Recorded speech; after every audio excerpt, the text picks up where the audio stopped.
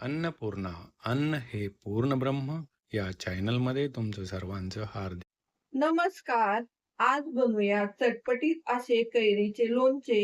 याच्यामध्ये ना हळद टाकून घेणार आहे. 5 ग्रॅम हळद टाकली आणि 50 ग्रॅम मीठ टाकून घेणार आहे. आता मी हे रात्रभर ना झाकून ठेवणार आहे आणि सकाळी ना याला ना उन्हात वाळायला घालणार आहे. याला ना रात्रभर चांगलं पाणी सुटल. रात्रभर ठेवायचे. ठुल्या होत्या. या फोडींचा ना कलर अजिबात चेंज झाला नाही. ताटामध्ये ना ह्या फोडी अशा ठेवून घेणार आहे. हे 2 तास ना असं उन्हात सुकवून घ्यायचं. ऊन नसलं तर फॅन खाली 5-6 तास सुकवून घ्यायचं. तेल तापले, आता मसाले करून घेऊ. बडीशोप टाकायची, जिरी टाकायची, हे मेथीचे दाणे टाकायचे, हे काळे मिरीचे दाणे टाकायचे.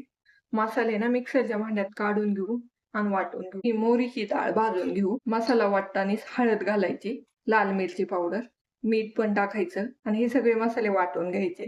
मसाले वाटून झाले, ती लाल मिरची पावडर आणि पुन्हा 1 चमचा घालायची. लोणच्याचा मसाला तयार झालाय. तेल कोमट आहे, त्याच्यातच लसूण टाकून घेतलाय. मसाला पण तेलात टाकून घ्यायचा. हे थोडंसं थंड झालं का कैरी हे तेल ओतून घ्यायचं. हिंग टाकून घेऊ, म्हणजे लोणचे टिकायला मदत होते हिंगाने. 2 तास ना उन्हात सुकून घेतल्यात आणि ह्या अशा सुकल्यात. कैऱ्यांना ओतून घेऊ. सगळ्या कैऱ्यांना ना मसाला लागला पाहिजे. ना बरणीत भरून घेऊ. कैरीच्या लोणचे ना बरणीत भरून घेतलंय आणि आता ना हे उरलेलं तेल ना याच्यावर टाकून घ्यायचंय. फोडींच्या वरती ना तेल आलं पाहिजे. सगळं तेल ना मी याच्यात ओतून घेणार आहे. कैरीचे लोणचे तयार झाले.